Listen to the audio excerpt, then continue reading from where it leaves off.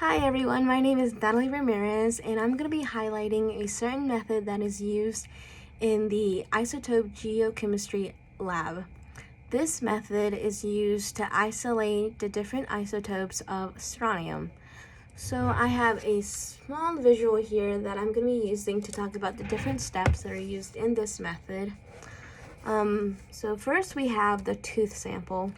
So this lab gets many samples from different regions of the world, and it doesn't necessarily have to come from human.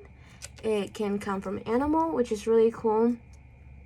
And so once they have the tooth sample, they then use a drill to get a small sample of the enamel. Once they have a small sample of the enamel, that being from human or from animal, they then dissolve it. But here I have this reference sample. So I'm just going to talk about a little bit about that. So this reference sample, it can be used to compare with the enamel sample.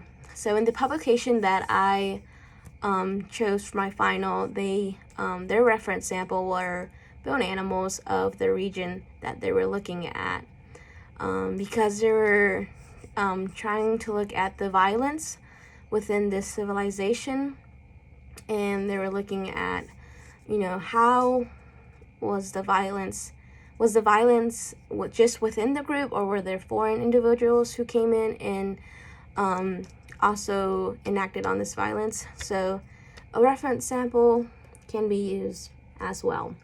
But I'm going to get back to the step. So they dissolve it with nitric acid. And nitric acid is a very dangerous acid, very strong. So when they're doing this step, they have to be very careful because it's very dangerous. So once they're through with that step, they then go into the ion exchange column chromatography. I know that's a big word, but it's nothing to be scared of. It's just this tube-like structure, and it's just separating the strontium out of the enamel sample. That's basically it. It's just a separation of strontium.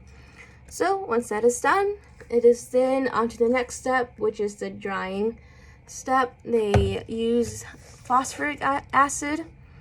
They add it into the separated strontium, and once it's added, it turns into this salt-like form once it's completely dry.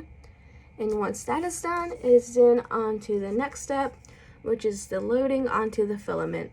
So the filament is like a staple-like structure, except the middle part is bigger. And so they add just a small sample of the dried up strontium. Once that is done, it is then on to this big machine, which is called the VG Sector 54. But it's also nothing to be scared of. It's just this big machine with this big magnet. And what it's basically doing is just separating the isotopes of strontium. There are 4 isotopes within strontium, so it's just separating that.